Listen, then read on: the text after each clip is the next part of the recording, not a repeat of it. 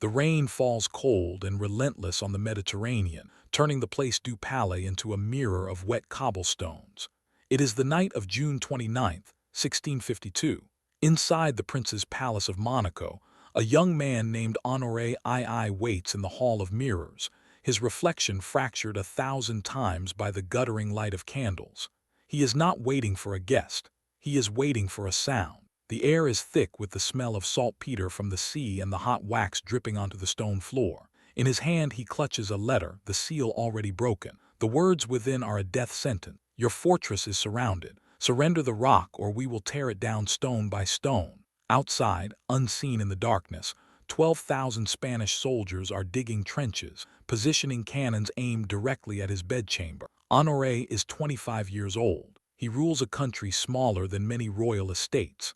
He has no army, no allies, and no time. As the first cannonball screams across the harbor and slams into the cliff face below him, the entire palace vibrates like a struck bell. The Grimaldi dynasty, which has clung to this rock for over 500 years, is facing its final hour. The question echoing in that shaking hall is the same one that has haunted this family for centuries. How do the smallest survive when the giants go to war? To understand how a family of outlaws and exiles built the longest reigning dynasty in European history, we must sail back to the night it all began, to a man in a hood, a sword in the dark, and a fortress lit only by the moon. Shall we? Chapter 1: The Ghost and the Rock. To speak of the Grimaldi is to speak of stone. Not just any stone, but a specific jagged promontory jutting into the Ligurian Sea. A lump of dolomitic limestone the locals call La Rocha, the rock. It is a place where the wind never seems to stop, whipping the cypress trees into a permanent lean and carrying the salt spray up to the very walls of the palace that now crowns its peak. But before there was a palace, before there were princes and casinos and movie stars, there was only the rock. And on the night of January 8th, 1297, there was a man who wanted it. His name was Francesco Grimaldi. To his friends and to history he was known by a darker name, Malizia, the Cunning. He was a man born into a war. In the late 13th century, his native Genoa was tearing itself apart, a civil war between the established nobles and the rising merchant classes. The Grimaldis, an ancient and powerful family, had backed the wrong side. They were declared rebels, their property confiscated, their heads priced. Francesco and his cousins became men without a home, political refugees in a world that had no patience for refugees. They survived by becoming what their enemies called them, pirates. They prowled the Mediterranean in swift galleys, preying on the ships of their rivals, clinging to a bitter existence on the fringes of the sea. But piracy was a means to an end. What they truly craved was a home, a base, a rock of their own. And so their eyes fell upon Monaco. At the time, the rock was a fortress manned by a garrison loyal to their enemies, the Genoese. It was a thorn in the side of anyone who opposed Genoa, a symbol of the power that had crushed them. Taking it by force was impossible. The Grimaldis had a handful of ships and perhaps 100 men. The fortress was built to withstand an army. Francesco understood a truth that would define his family for centuries. When you are weak, you do not fight, you outthink. The plan he devised was not one of siege engines and broadsides, but of theater. He knew the garrison, knew their routine. He knew that the guards at the gate, bored and cold in the January air, longed for any distraction. He knew that men of God were rarely treated as threats. So Francesco Grimaldi, the outlaw, the pirate, the exile, dressed himself in the rough wool robes of a Franciscan monk. He pulled the hood low over his face. Behind him, a small group of his most trusted men followed suit, their swords hidden in the folds of their coarse habits. They did not sail to Monaco. They rowed. In a small boat, under the cover of a moonless night, they crossed the dark water, the only sound the dip of their muffled oars and the distant crash of waves against the cliffs. They landed on the rocky shore below the fortress, their feet finding purchase on the slick, wet stone. They climbed the narrow, winding path to the main gate, their breath plumbing in the cold air. As they approached, the sentry on the wall called out, his voice sharp with suspicion. Francesco, his face hidden, replied in a humble, weary tone. He was a simple monk, he said, lost in the night, seeking shelter from the wind for himself and his brothers. The gate creaked open, just a crack, just enough. It was all the room a ghost needed. In that single moment, the history of the Mediterranean pivoted. As the guard stepped forward to greet the shivering monk, Francesco's hand shot out from beneath his robe. It held not a rosary but a sword. Historians would later record the event in a single chilling line: Entro con l'ingano. He entered by deception. Francesco Grimaldi, the ghost in the monk's hood, did not just open the gate that night. He unlocked a future that would last 1,000 years. The first blow was silent. It had to be. The success of Malizia's plan depended on chaos remaining inside the walls until his cousin, Rainier, could bring the main force of their men up from the ships. Once the guard at the postern gate fell, Francesco and his disguised men moved with the practiced silence of wolves. They knew the layout of the fortress. Every pirate in the region knew the layout of Monaco. It was the prize. They ghosted through the outer bailey, their sandaled feet making no sound on the frozen ground. They dispatched the sleeping garrison not with the clash of battle, but with the cold efficiency of an execution. A hand over a mouth, the quick, brutal thrust of a dagger, the gurgle of a life ended before a scream could form. Imagine the scene from the inside. A soldier, warming his hands over a brazier, hears a rustle. He turns, expecting to see a fellow guard. Instead, he sees a figure in a dark robe, face in shadow, and before he can react, the steel is in his throat. The smell of his own blood mixes with the smoke of the fire. In another chamber, a captain sleeps soundly, dreaming of his wife in Genoa. He never wakes up. The Grimaldis were not just taking a fortress. They were erasing the previous owners from the ledger. By the time Rainier Grimaldi led the main force up the cliff path, the gate was open, and the rock belonged to them. The entire operation lasted less than an hour. The sun rose that morning on a new reality, a flag with the Grimaldi colors, a lozenge of white and red fluttering over the highest tower. But taking the rock was one thing, keeping it was another. The Genoese reacted with predictable fury. They sent ships, they sent armies, they offered bounty. For the next several decades, the Grimaldis were not rulers of Monaco so much as tenants under constant threat of eviction. They clung to their prize by a combination of bribery, shifting alliances, and sheer maritime skill. They were, after all, pirates. They knew how to fight from the sea. They patrolled their waters, intercepting Genoese supply ships, and using the fortress as a base to strike back at their enemy. The rock became a hornet's nest, and the Grimaldis were the hornets. This period forged the family's character. They were not born to a throne, they had seized it with a knife in the dark. They were not legitimate in the eyes of the great powers, they were adventurers, opportunists. A letter from a Genoese official from this time, preserved in the state archives, seethes with frustrated rage. He writes to his masters, "These Grimaldi are like lice.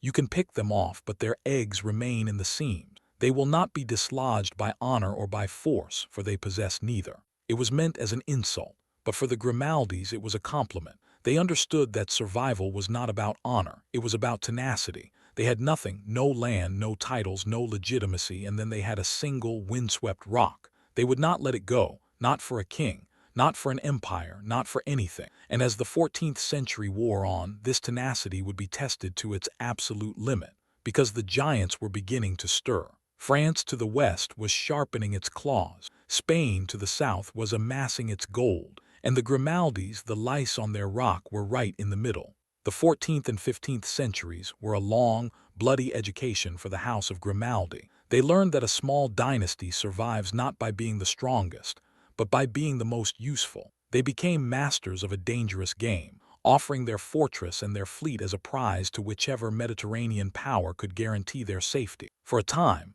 they pledged themselves to the French crown, serving as the kings of France's eyes and swords in the unruly Ligurian Sea. French warships sheltered in the harbor of Monaco. French gold filled the Grimaldi coffer. In return, the Grimaldis harried the ships of France's enemy. It was a comfortable arrangement, but it came with a price: dependence. When the French king had a change of heart or a shift in policy, the Grimaldis felt the ground shift beneath them. In 1419, they were stripped of their rights, and Monaco was absorbed back into the Genoese sphere. The family scattered once more, returning to the life of exile they thought they had escaped. For over a decade, the rock was lost. It must have seemed like the dream was over, that Francesco's midnight gamble had only bought them a century of borrowed time. But the Grimaldis, as they had proven, were patient. They waited, they watched, and they saw that Genoa, for all its power, was weak. It was a republic torn by the same internal factions that had exiled the Grimaldis in the first place.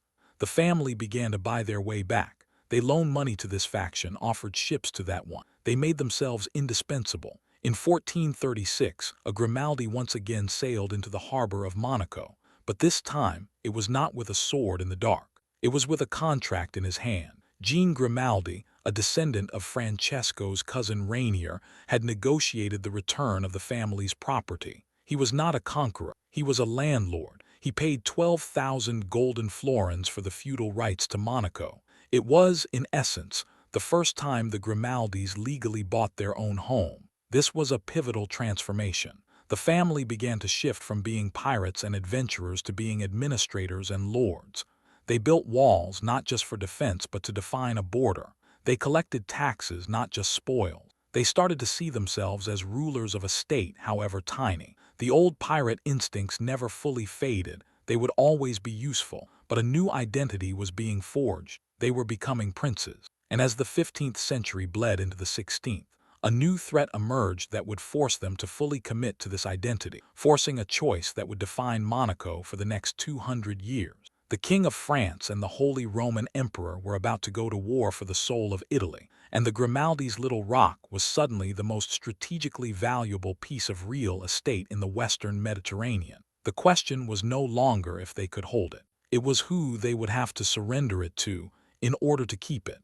And the answer, when it came, would require a sacrifice that cut to the very heart of their family. Chapter 2: The Prisoner and the Pirate. To stand on the ramparts of Monaco in the early 16th century was to witness a world on fire. Look west, toward Provence, and you might see the banners of the French king's army marching toward Italy. Look east, toward Genoa, and the horizon was dark with the galleys of Spain, their sails emblazoned with the double-headed eagle of the Habsburg Empire. The Mediterranean had become a chessboard, and the pieces were kingdom. For the Lord of Monaco, Lucien Grimaldi, the view from those ramparts was not a spectacle. It was a nightmare. He ruled a territory that was not quite a country, a fortress that was not quite a city. It was a single, solitary pawn sitting exactly where two opposing queens were about to collide. Lucien was a practical man. He had inherited the rock in 1505, following the death of his brother, Jean II, in a family dispute that was as brutal as it was swift. Jean had been stabbed by Lucien's other brother, a reminder that Grimaldi politics had always been a blood sport. By the time Lucien stabilized his rule, the world outside his walls had descended into the Italian wars, a decades-long slugfest between the Valois kings of France and the Habsburg emperors of Spain for control of the Italian peninsula. Every port, every island, every rocky outcrop had value, and Monaco, perched on the border between France and the Italian states, guarding the maritime route to Genoa and Naples, was invaluable. Lucien understood his predicament with the clarity of a man staring into an abyss. He was a flea attempting to negotiate a truce between two starving wolves. He received visitors constantly, French ambassadors in silk, Spanish emissaries in black velvet. They came with promises of protection and threats of annihilation, often in the same sentence. The French king, Francis I, was particularly insistent. He saw Monaco as a natural extension of his realm, a dagger pointed at the heart of his Spanish rivals. He offered Lucien money, titles, and a French bride. He also made it clear that refusal would be considered an act of war. Lucien, walking the same stone corridors his ancestor Francesco had seized in the night, felt the walls closing in. He wrote letters to his mother, seeking counsel, his quill scratching desperately in the candlelight. The documents from this period, preserved in the princely archives, reveal a man stretched to the breaking point. He speaks of the great tempests that surround him and his fear that this poor house will be swept away. He was not a warrior like his forefather. He was a diplomat trying to perform a miracle. The miracle, when it came, was not of his choosing. In 1515, Francis I of France achieved a stunning victory at the Battle of Marignano, cementing French control over much of northern Italy. The French no longer needed to negotiate with Monaco, they could dictate. A French fleet appeared in the harbor not to attack but to observe. French troops began to patrol the borderland. The message was unmistakable: join us or be absorbed by us.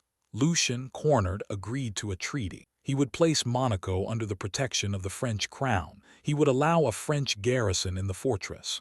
In return, he would keep his title, his lands, and his life. But as Lucian signed the document, he could feel the eyes of Spain upon him. He had made an enemy of the most powerful empire in the world, and the Spanish, unlike the French, had a navy that could reach him. The ink was barely dry on the French treaty when the Spanish began to move. They did not send ambassadors this time. They sent a spy. And this spy carried a message that would turn Lucian's world upside down, proving that in the game of princes, a signature on a piece of paper was worth less than the whisper of a traitor in the dark. The Spanish spy was a man named Bartolomeo Doria, a Genoese nobleman with old scores to settle against the French and a network of informants that stretched across the Ligurian coast. He did not approach Lucian directly. Instead, he found his way to Lucian's younger brother, Augustine. Augustine Grimaldi was a man of God, the Bishop of Grasse, but his piety was matched by a ruthless political instinct. He saw what Lucian perhaps refused to see, that the French treaty was a leash. Monaco was becoming a puppet, its strings pulled from Paris. Doria's proposition was simple and seductive. Abandon the French alliance, he whispered. Turn to Spain. The Emperor Charles V, the most powerful man in the world, would guarantee Monaco's independence. He would shower the Grimaldis with gold, with honors, with a future. All they had to do was open the gates to a Spanish garrison and close them to the French. The offer split the Grimaldi family down the middle. Lucian, wary of Spanish power and bound by his word to the French king, hesitated. Augustine saw an opportunity. He believed that Spain, far away in Madrid, was a safer master than France, which was a hungry neighbor always at the gate. The brothers argued in the private chambers of the palace, their voices echoing off the stone walls. According to a contemporary chronicler, Lucian accused Augustine of wanting to sell the rock to the highest bidder. Augustine retorted that Lucian was too naive to rule, that he would trade our birthright for a French smile. The tension simmered for months. Then, in the summer of 1523, it boiled over. Lucian, perhaps hoping to ease the strain, retreated to his country estate at Menton, a few miles along the coast. It was a fatal mistake. The walls of Monaco were thick with guards. Menton was vulnerable. On the night of August 22nd, a small boat landed on a secluded beach near the estate. The men who stepped ashore were not Spanish soldiers. They were agents, sent by Doria with a single, clear objective: remove Lucian Grimaldi. What happened next is recorded in the cold, precise language of a legal inquest held days later. Lucian was in his bedchamber when his servants announced the arrival of urgent messengers from Genoa. He received them in his private study, trusting in the lateness of the hour and the supposed loyalty of his guests. As he leaned forward to read the documents they presented, one of the men drew a short sword and plunged it into his chest. Lucian fell without a sound. The assassins fled into the night, back to their boat, back to the Spanish gold that had paid for their blades. Lucian Grimaldi, the prince who had tried to navigate between giants, bled out on the floor of his own home. He left behind a widow and children, and a principality suddenly leaderless, in chaos, and staring directly into the eyes of an avenging French king. The murder of a sovereign prince, even a minor one, was an act of war. The question now was not whether Monaco would survive, but who would rule the ashes. News of Lucian's assassination reached the palace at dawn. The Grimaldi family, already fractured by suspicion, now convulsed with fear and fury. Lucian's heir was his young son, Honoré, barely a year old. A regent was needed, someone to hold the rock together until the child came of age. There was only one candidate with the authority, the ruthlessness, and the proximity to power to do it: Bishop Augustine Grimaldi, the brother of the murdered prince. To this day, historians debate Augustine's complicity. Was he the architect of his brother's death, clearing a path for his own regency and a pro-Spanish policy? Or was he a man who saw an opportunity in tragedy, seizing control to prevent the family from tearing itself apart? The documents offer no confession, only circumstantial evidence. What is certain is that within weeks of Lucian's murder, Augustine had taken control of Monaco, expelled the French garrison, and opened the gates to the Spanish. He signed a new treaty with Emperor Charles V, placing Monaco under Spanish protection. The rock had switched masters in a river of blood. The French response was swift. King Francis I declared Augustine a murderer and a traitor. French warships blockaded the harbor. French agents circulated pamphlets across Europe, painting the Grimaldis as a family of assassins and turncoats.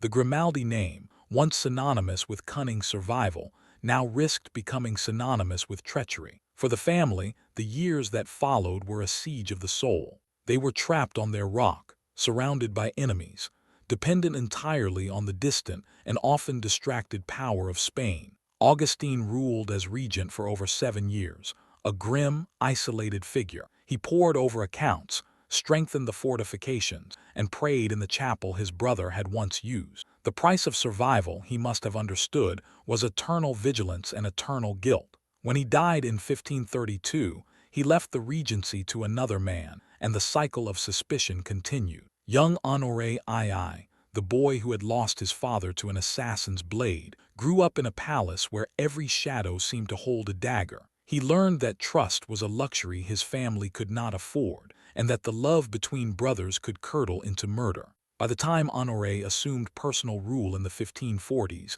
the pattern was set.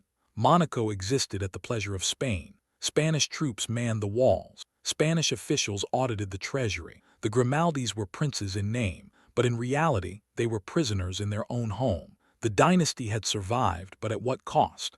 The family that had once seized the rock with a single, daring stroke was now little more than a Spanish governor with a family crest. The fire of independence that had driven Francesco Grimaldi had been reduced to embers, banked by the cold pragmatism of empire. And as the decades wore on, as the 16th century gave way to the 17th, those embers would begin to cool. The Grimaldis became quiet, cautious, and ever more isolated. They began to look inward, to the private sorrows of their own bloodline. And in that isolation, a new story began to take root, a story not of battles and treaties, but of love, loss, and the whispered legend of a curse that would come to define them just as powerfully as the rock itself. Chapter 3. The Curse of the Grimaldi.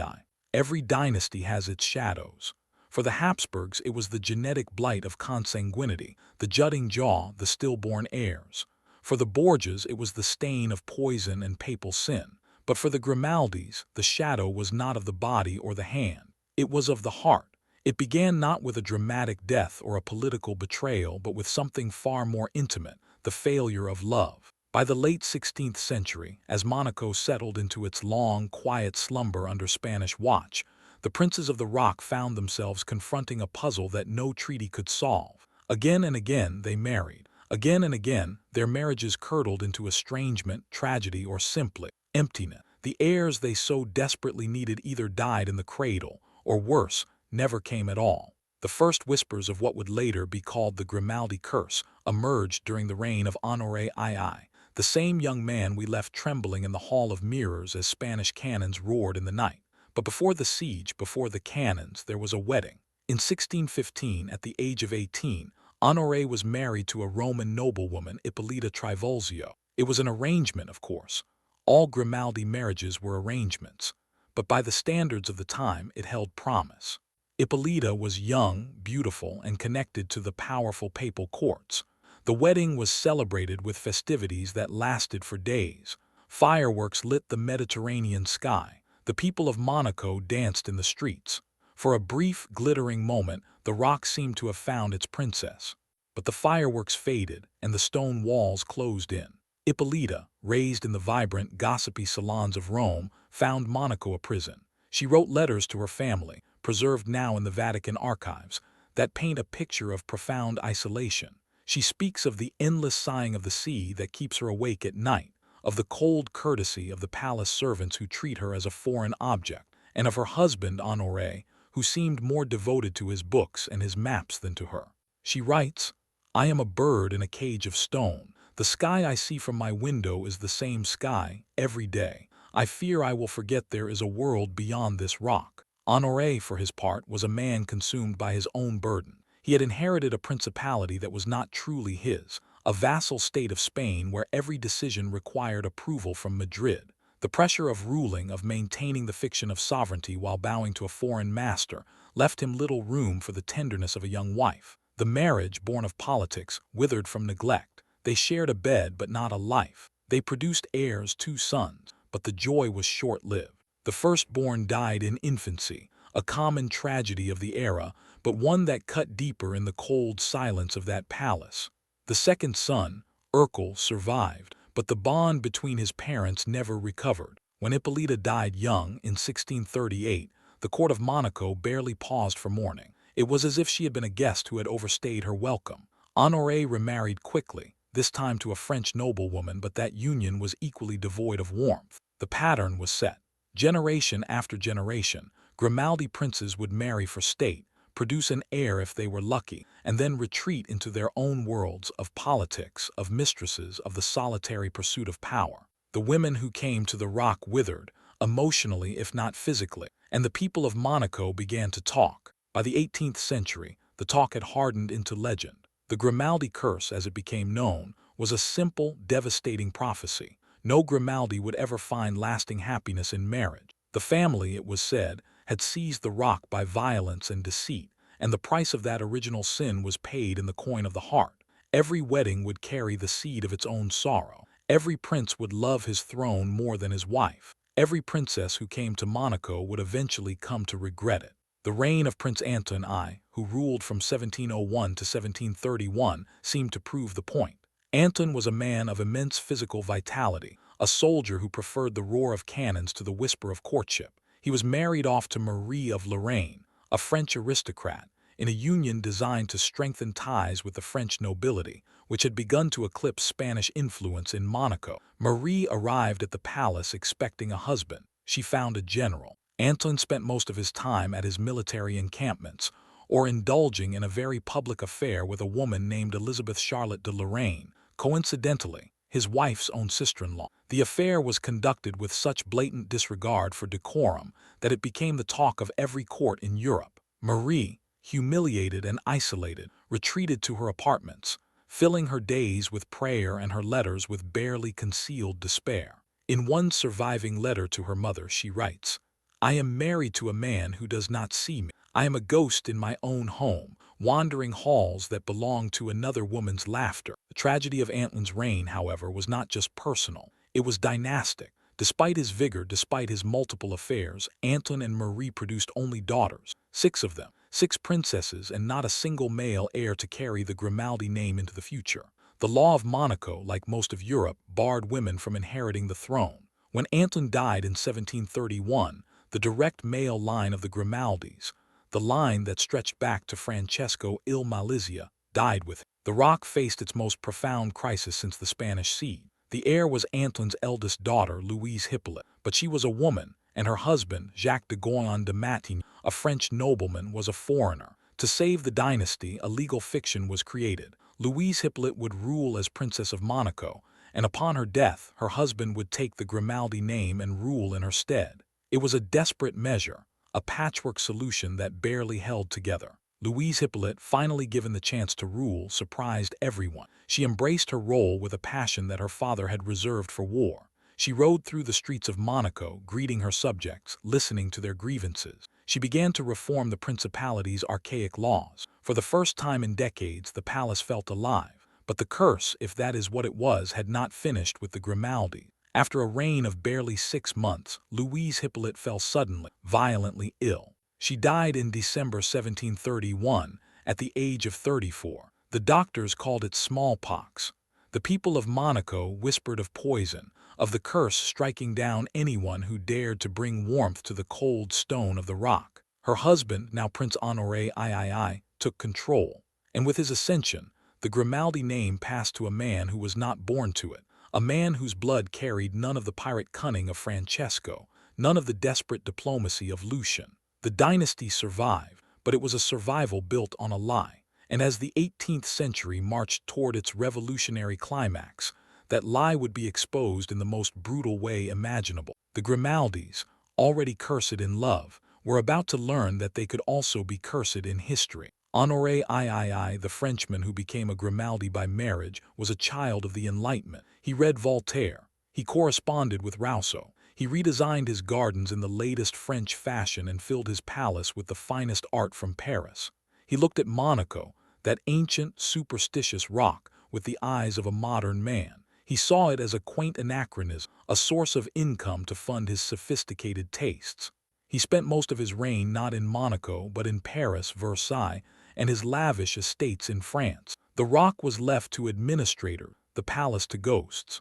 This neglect, this cultural divorce between the prince and his people would prove catastrophic. When the French Revolution erupted in 1789, Honoré III was in Paris. He watched, with a mixture of horror and disbelief, as the world he knew was dismantled. His beloved Enlightenment ideals, which had celebrated reason and progress, now manifested as the guillotine and the mob. His French property, the source of his wealth and his identity, were seized by the revolutionary government. He was declared an enemy of the people, not because of anything he had done but because of what he was: a prince, an aristocrat, a symbol of the old order. In 1793, the National Convention in Paris voted to annex Monaco. The Grimaldi name was erased.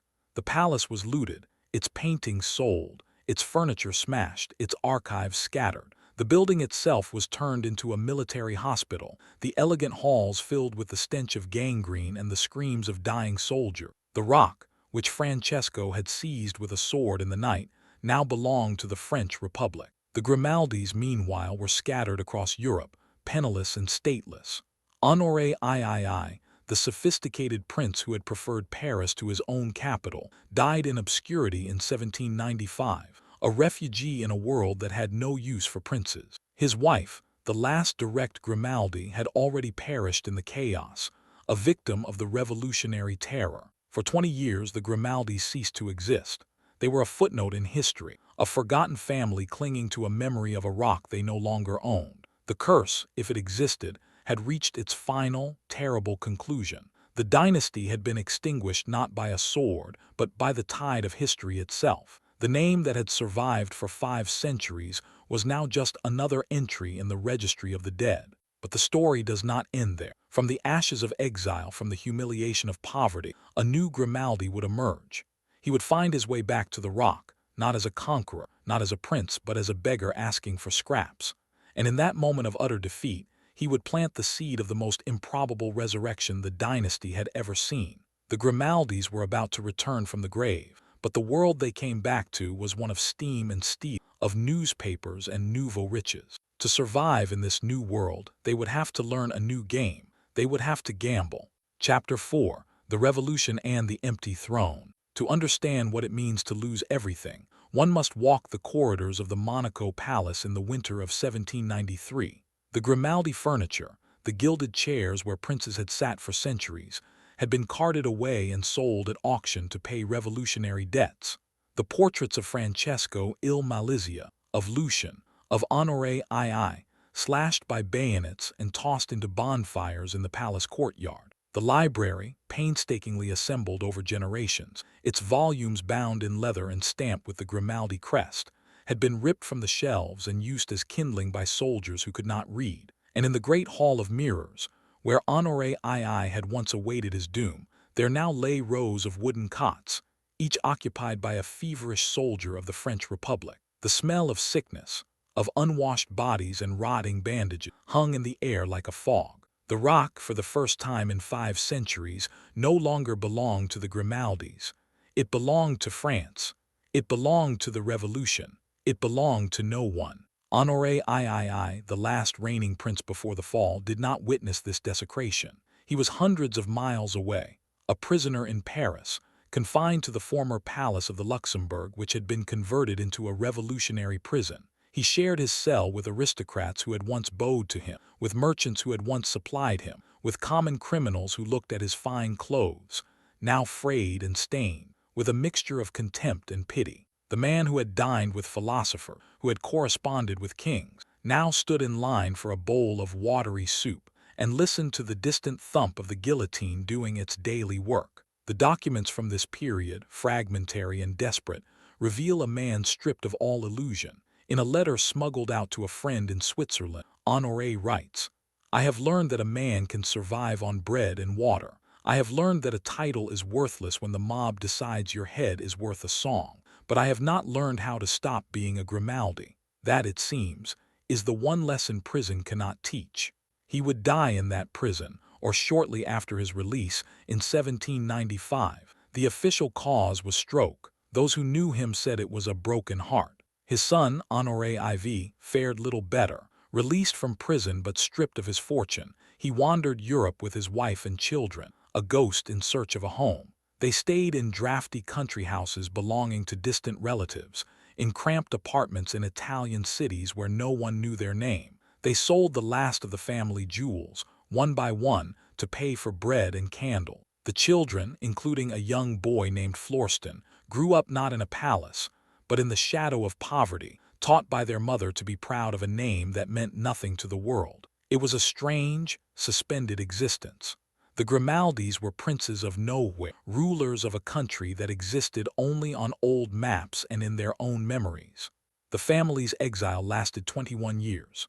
21 years of watching from the sidelines as Napoleon Bonaparte redrew the map of Europe, as empires rose and fell, as the world changed in ways the old princes could barely comprehend. For Florestan, who was just a child when the family fled Monaco, the rock became a myth, a story his mother told him at bedtime. He dreamed of its towers, its cliffs, its harbor, but he had no memory of it. He was a Grimaldi by blood, but in every other way he was a man without a country, a nobleman without a home. The turning point came in 1814. Napoleon, defeated for the first time and exiled to Elba, left a power vacuum that the old royal families of Europe rushed to fill. The Congress of Vienna, that great gathering of victors and vanquished, was called to restore order to a continent shattered by revolution and war. Among the thousands of claimants, the hundreds of delegations, the dozens of kings and princes jostling for recognition, stood a small, desperate figure,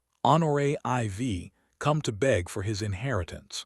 The Congress of Vienna was not a place for sentiment. It was a place for power, for territory, for strategic advantage. Monaco, that tiny speck on the Mediterranean, was of no interest to the great powers. Austria did not want it. Russia did not need it. Prussia had never heard of it. But France, now ruled by the restored Bourbon King Louis XVI, saw an opportunity. By restoring the Grimaldis, France could place a loyal, dependent family on a strategically valuable piece of coastline. It was not charity, it was politics. And so in 1815, the Treaty of Paris included a small, almost invisible clause. The Principality of Monaco was restored to the House of Grimaldi, but the restoration came with chains attached. Monaco would become a protectorate of the Kingdom of Sardinia, a buffer state between France and the Italian powers. The Grimaldis would rule, but they would rule under the watchful eye of a foreign garrison. They were back on the rock, but they were not free. When Florestan finally saw Monaco for the first time, he was a grown man. He stood on the deck of a small boat, watching the familiar silhouette of his mother's stories rise from the sea. But as the boat drew closer, his excitement curdled into something else. The palace, which he had imagined as a fairy tale castle, was a scarred, battered shell. The walls were pockmarked with bullet holes from revolutionary skirmishes. The windows were dark, many of them shattered and boarded up. The gardens, once the pride of Honoré III, were a tangle of weeds. And the people who lined the harbor to watch their prince return were not cheering. They were staring silently at strangers who claimed to be their rulers. The Grimaldis had come home, but home was a ruin and the welcome was a grave. Florestan I, who became prince in 1841, was perhaps the most unlikely ruler in Grimaldi history. He had been raised on stories of glory but trained for nothing. He had no interest in politics, no head for finance, no stomach for the rigid protocols of court life. What he loved was the theater. As a young man in exile, he had fallen in love with an actress, Caroline Gibert, a woman of wit, intelligence, and no noble blood whatsoever. He married her against the wishes of his family, and together they lived a bohemian life in Paris, far from the cold stones of Monaco. When the crown fell to him, Florestan accepted it with the enthusiasm of a man accepting a life sentence. He spent as little time on the rock as possible, leaving the actual business of governing to his wife, Caroline, and to a succession of advisors. Caroline, now Princess Caroline, was the real ruler of Monaco. She was sharp, ambitious, and utterly devoted to restoring the family's fortunes. She reorganized the palace, cut costs, and tried to modernize the principality's archaic economy. But she was fighting against the tide. Monaco in the mid-19th century was a backwater. It had no industry, no natural resources, no strategic importance in a world of steam power and railroads. Its only exports were olives, lemons, and a vague sense of faded glory. The people were poor, the treasury was empty, and the neighboring towns of Menton and Roquebrune, which had been Grimaldi possessions for centuries, were in open revolt, demanding independence.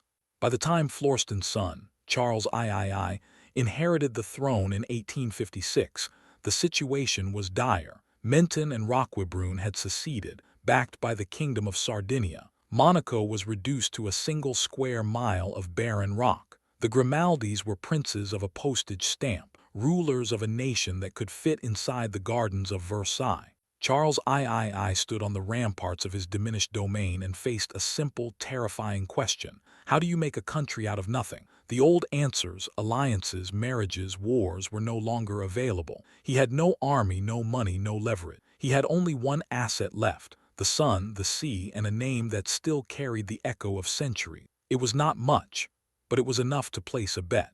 Charles III was about to gamble his entire inheritance on an idea so audacious, so morally dubious, that it would transform his family forever. He was going to build a casino. Chapter 5: The Gambler's Gamble. The plateau of Les Spalugues in the year 1856 was nothing but rock and wind, a barren, windswept stretch of coastline east of the palace.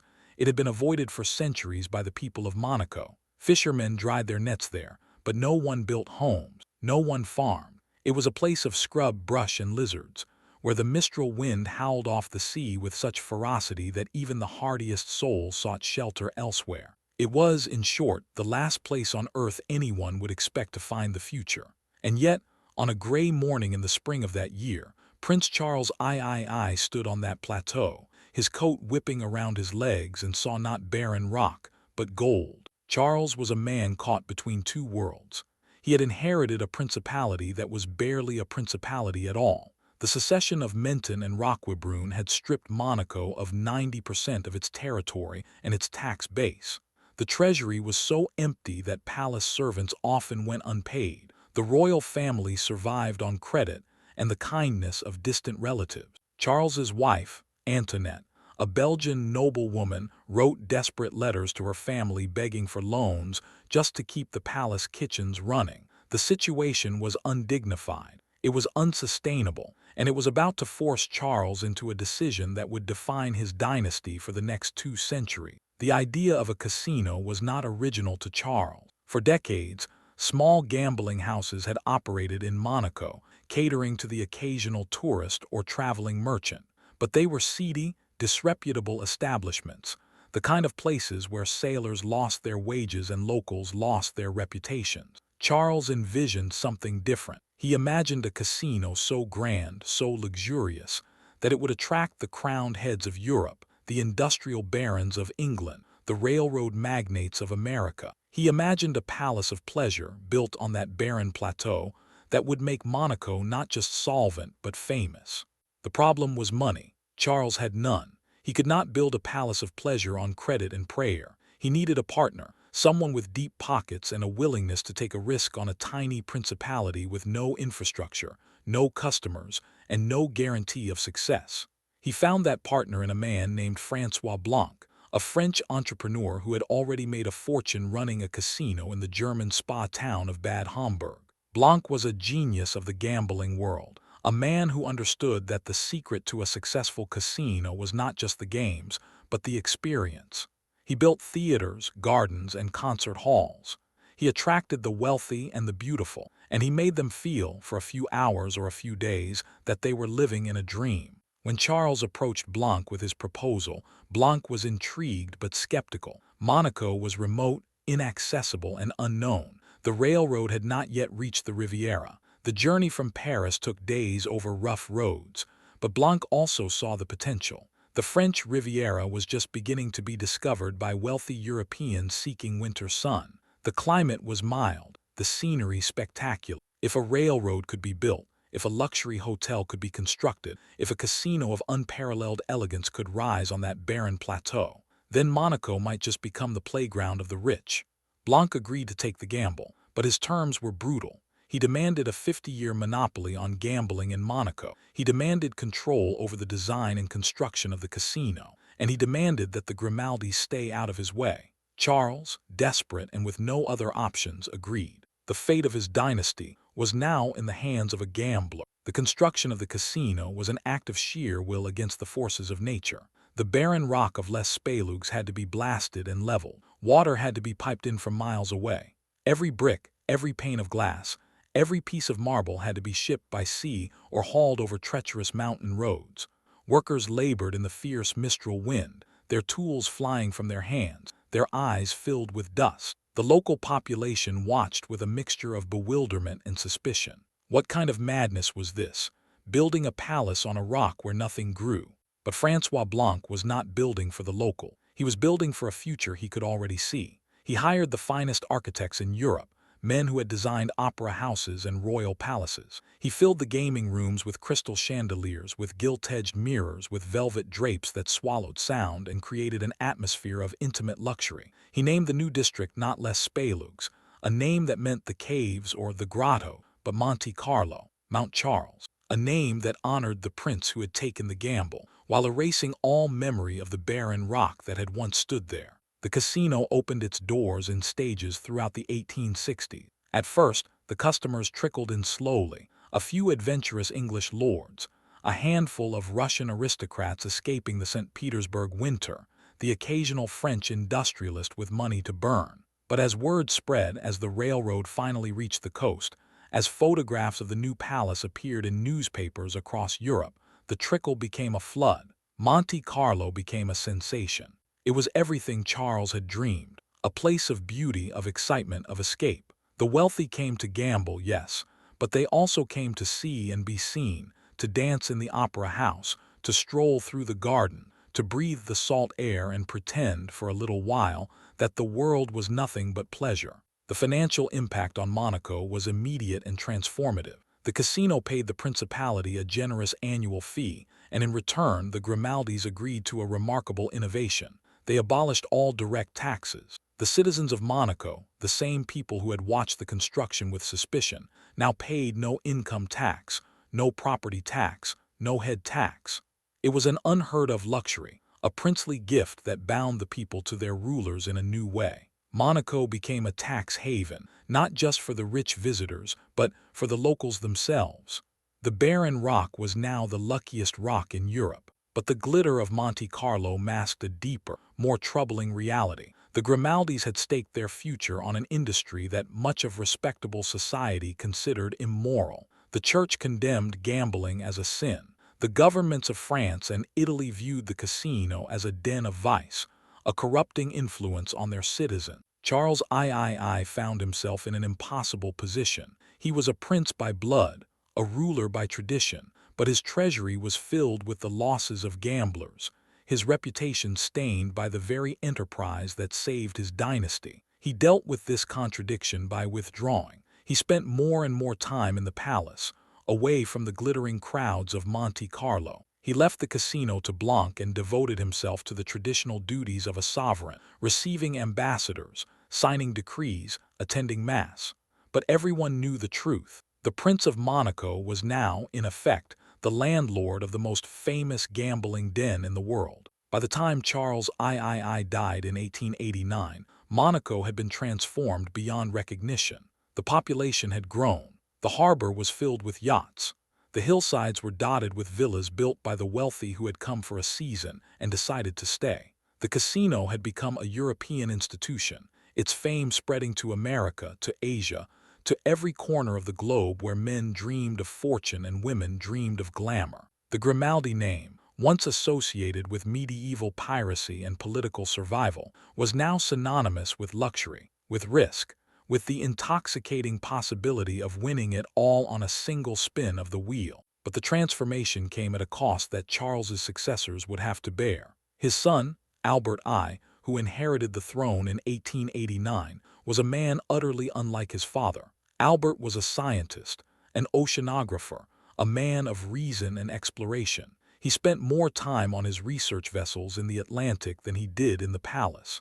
He founded the Oceanographic Museum in Monaco, a stunning monument to his passion for the sea. He corresponded with the leading minds of Europe and dreamed of a world where science would replace superstition, where knowledge would conquer ignorance.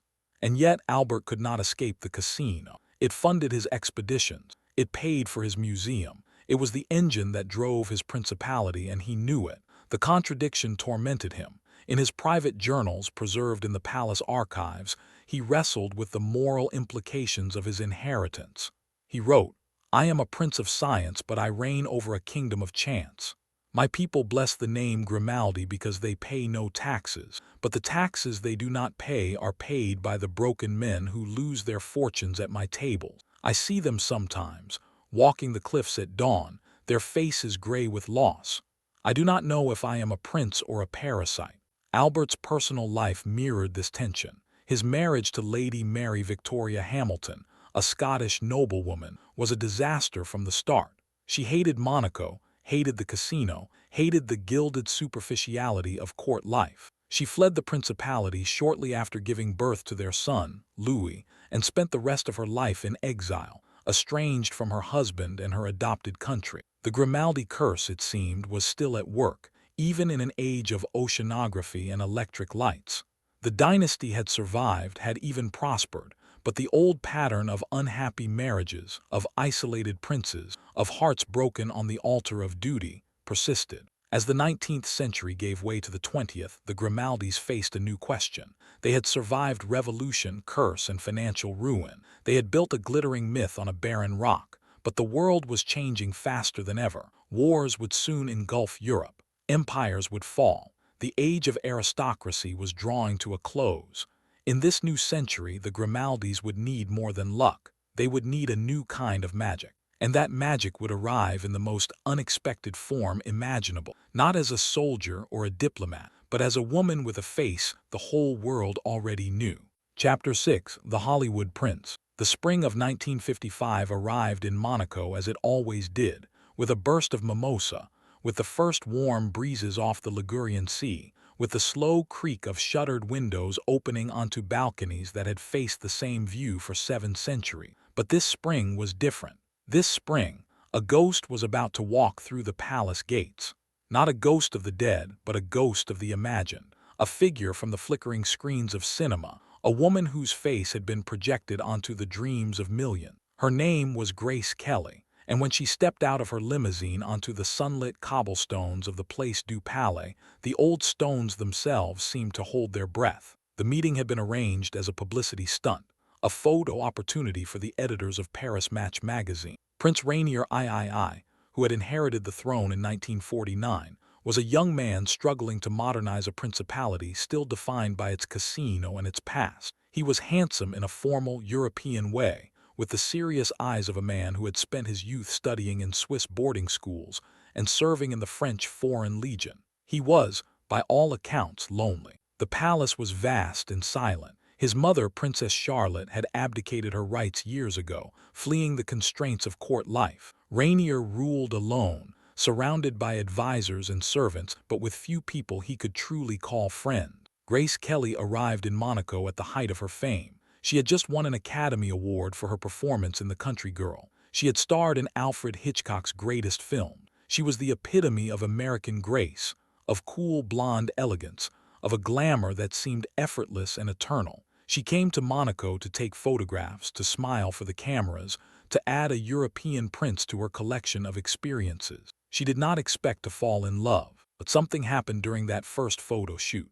Rainier, stiff and formal in his palace uniform, offered to show Grace the private gardens, the rooms not open to the public, the places where the Grimaldi ghost still lingered. He walked her through the Hall of Mirrors, where Honoré II had awaited the Spanish cannon. He showed her the chapel where generations of Grimaldis had been baptized and buried. He spoke not as a prince showing off his domain, but as a man sharing his home, his history, his heart. And Grace, the movie star who had been pursued by the most eligible men in Hollywood, found herself drawn to this serious, solitary man with the weight of centuries on his shoulders. The photo shoot ended. Grace returned to America, but the letters did not stop.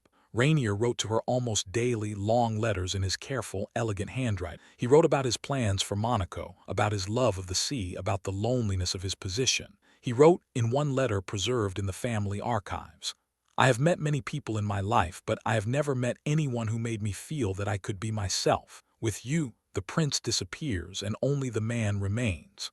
Grace, reading those words in her Philadelphia apartment, felt the pull of a different kind of life. A life not of auditions and directors and the constant scrutiny of Hollywood, but of purpose, of tradition, of something real. The engagement, when it was announced in January 1956, sent shockwaves around the world. It was not just a wedding, it was a collision of worlds.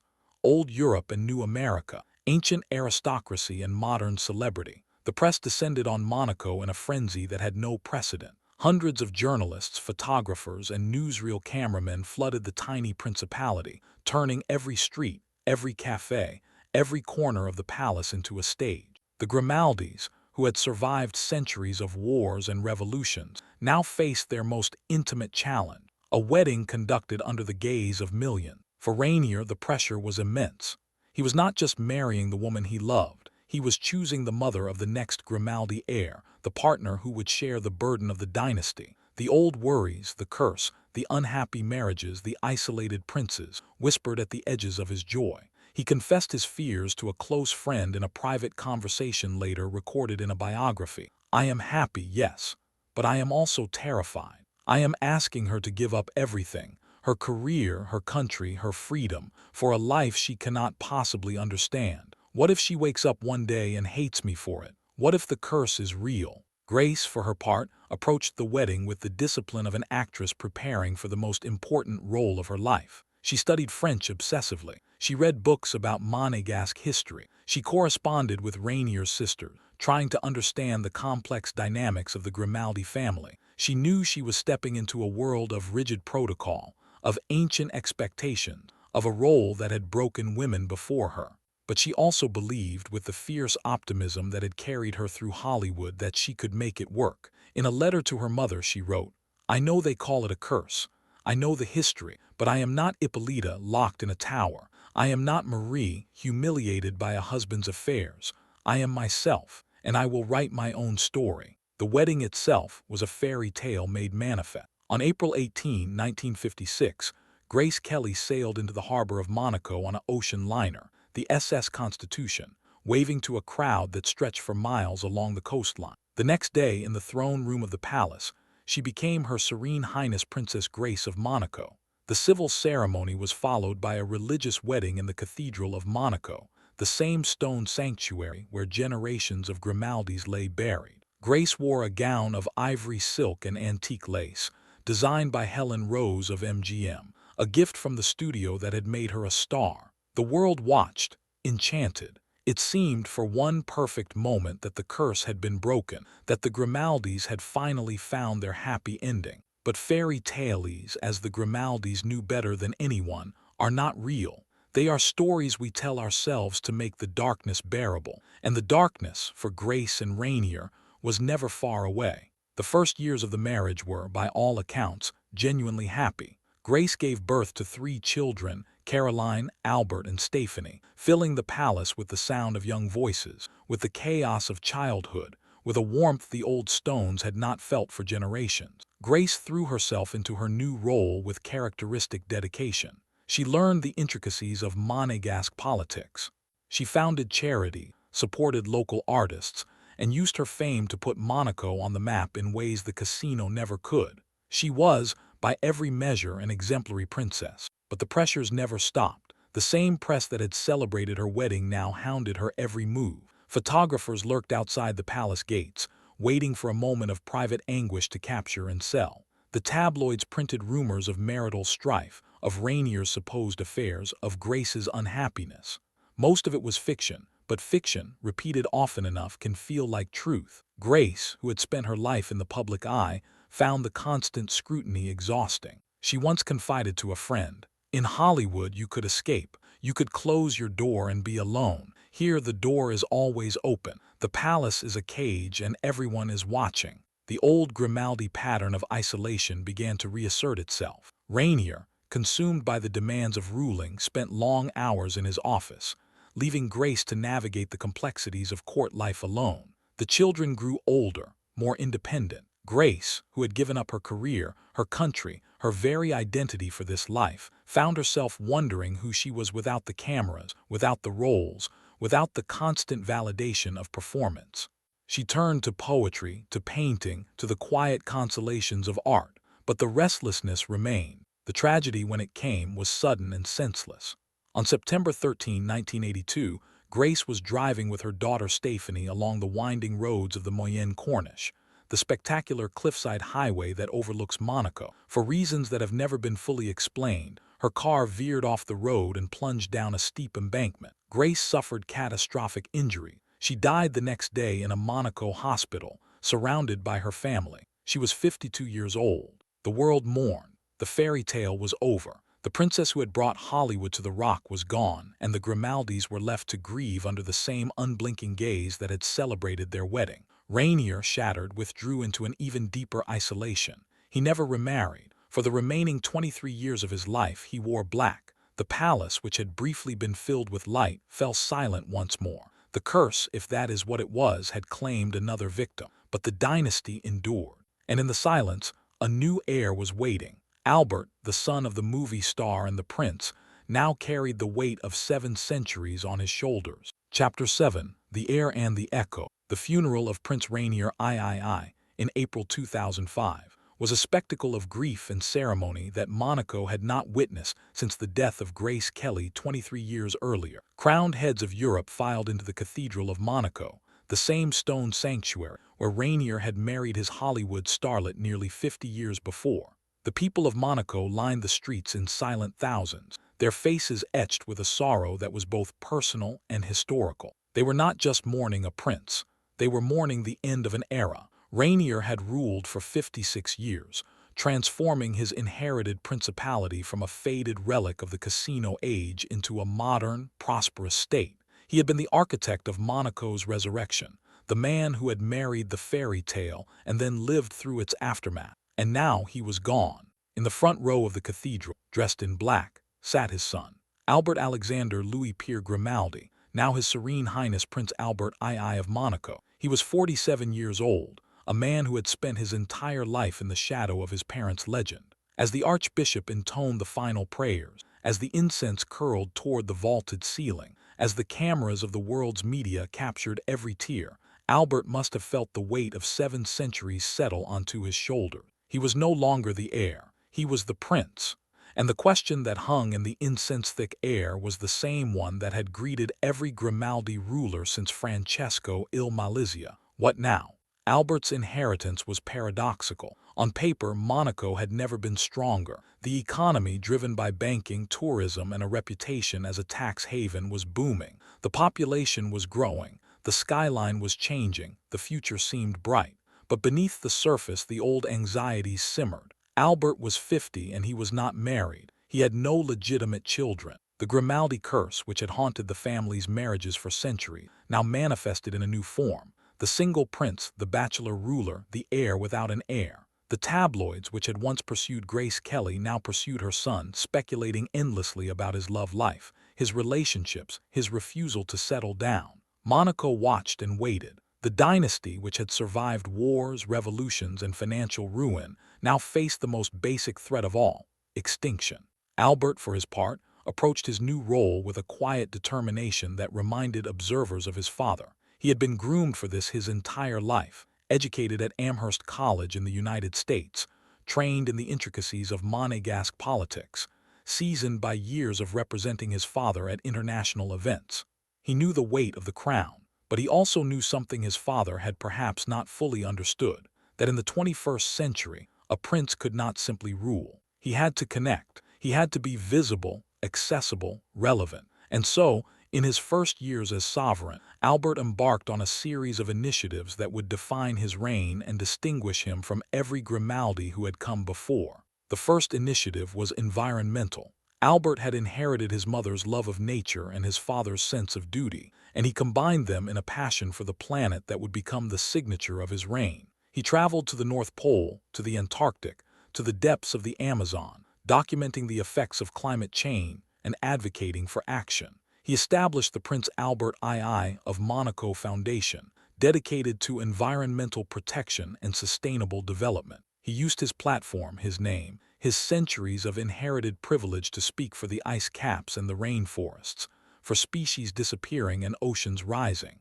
It was a surprising direction for a prince of Monaco, a ruler of a tiny Mediterranean tax haven. But it was also profoundly Grimaldi, a recognition that survival in the modern world required adaptation, required looking beyond the walls of the palace, required finding a new way to be useful. The second initiative was personal, and it was far more complicated. For years, rumors had circulated about Albert's private life. The tabloids printed stories of relationships, of broken engagements, of a prince who could not commit. Then in 2005, shortly after his father's death, the rumors crystallized into something real. A woman came forward claiming that Albert was the father of her son, a boy born in 2003. The prince, after years of silence, did something unprecedented. He acknowledged the child. In a public statement, he confirmed his paternity and pledged to take legal and financial responsibility for the boy. It was a stunning break with Grimaldi tradition, an admission of the kind of personal truth that previous generations had buried in sealed archives and whispered gossip. The admission opened a floodgate. In 2006, a second child was acknowledged, a daughter born to a different woman. Albert, the bachelor prince, was suddenly revealed to be a father of two. The revelations shocked Monaco and captivated the world. Here was the heir to the Grimaldi curse, the man who had seemed unable to find a wife, publicly embracing children born outside the traditional lines of dynasty and legitimacy. It was, in its own way, as revolutionary as Francesco's midnight raid on the fortress. It was a recognition that the old rules, the old secrets, the old ways of protecting the family at all costs, no longer applied in a world of DNA tests and 24-hour news cycle. But the revelations also sharpened the central question of Albert's reign. His acknowledged children, however much he loved them, could not inherit the throne. Monegasque law, like most European succession laws, required legitimate birth. Albert still needed a wife. He still needed an heir. The dynasty, which had survived for 7 centuries, now depended on the most unpredictable of human variables: love. And love, as the Grimaldis knew better than anyone, was a gamble. The gamble paid off in 2010 when Albert announced his engagement to Charlene Wittstock, a South African Olympic swimmer. She was tall, blonde, athletic, superficially reminiscent of his mother, but entirely her own person. She was an outsider, a commoner, a woman from a world as far from Monaco as it was possible to be. She was also, by all accounts, deeply in love with the man, not the prince. The wedding in July 2011 was a fairy tale for a new generation, less star-studded than his parents, but no less watched, no less scrutinized, no less burdened with expectation. Monaco celebrated, the world watched, and the Grimaldi curse, that ancient whisper of marital doom, seemed once again to be defied. But the whispers never fully stopped. The tabloids, hungry for a story, seized on every nuance of Charlene's expression, every moment of distance between the couple, every rumor of pre-wedding cold feet. They wrote of Charlene's attempts to flee Monaco, of Albert's complications, of a marriage doomed from the start. Most of it was fiction, but fiction, as Grace Kelly had learned, has a way of becoming truth in the minds of those who consume it. Charlene, like every woman who had married into the Grimaldi family, found herself living in a cage of stories, not of her own making. In 2014, the dynasty received the news it had awaited for decades. Charlene was pregnant, and not just with one child, but with twins. The birth of Princess Gabriella and Prince Jacques in December of that year secured the Grimaldi succession for another generation.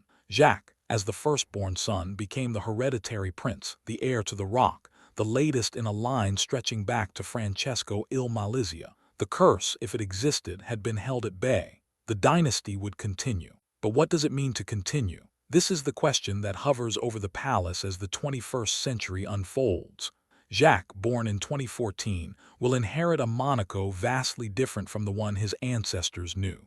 The casino, once the engine of the economy, is now a historical artifact, dwarfed by banking, real estate, and the globalized flow of capital. The palace, once a fortress, is now a museum, open to tourists who pay to walk the same halls where Honoré II awaited his doom. The Grimaldis, once pirates, once princes, once prisoners, are now something else entirely: celebrities, symbols, survivors. Albert, in his role as sovereign, embodies this contradiction. He is at once the most traditional of Grimaldis, bound by protocol, by history, by the weight of the crown, and the most modern, acknowledging his illegitimate children, championing environmental causes, navigating the treacherous currents of 21st century media. He walks the same corridors as Francesco, as Lucian, as Honoré, as Rainier, but the echoes he hears are different. They are echoes not of cannons and treaties, but of camera shutters and satellite signal, of a world that watches everything and forgets nothing. The rain falls on Monaco, as it did on that night in 1652 when Honoré II waited for the Spanish cannon. But the rain falls differently now. It falls on yachts in the harbor, on tourists huddled under awnings, on the gleaming glass of modern high-rises that have transformed the ancient skyline. In the palace, the Hall of Mirrors is empty. The candles are gone, replaced by electric lights that cast a steady, unromantic glow. The portrait of Francesco il Malizia hangs in a quiet corridor, his hooded eyes gazing out at visitors who pause for a moment before moving on to the gift shop. Prince Albert II stands at a window in his private apartments, looking out at the sea. Behind him in the nursery, his children sleep, Gabriella and Jacques, the latest inheritors of the dream. He thinks of his mother, Grace, and the fairy tale she brought to this place. He thinks of his father, Rainier, and the lonely decades of his widowhood. He thinks of Francesco, the ghost in the monk's hood, and the gamble he took on a moonless night 7 centuries ago. The same sea that carried Francesco's boat now carries container ships and superyachts. The same wind that howled around the medieval fortress now gusts through the streets of a modern city. But the rock remains. It endures. And on it, a family endures with it. The Grimaldi curse, if it exists, is not a supernatural punishment. It is the price of survival itself, the loneliness of power, the isolation of the throne, the burden of a name that must be carried generation after generation, no matter the cost. But the curse is also a gift. It is the force that has driven this family to adapt, to gamble, to reinvent themselves again and again. It is the echo that reminds each new prince that he is not just a man, but a link in a chain stretching back to the beginning and forward into the unknown. The harbor lights flicker on the water. Albert turns from the window. The palace is quiet. Tomorrow there will be meetings, decisions, the endless business of ruling. But tonight there is only the sea, the stone, and the silence. The Grimaldis have survived. The question now is not whether they will endure, but what they will become. And that answer, like the future itself, belongs not to history, but to the heirs who will write it.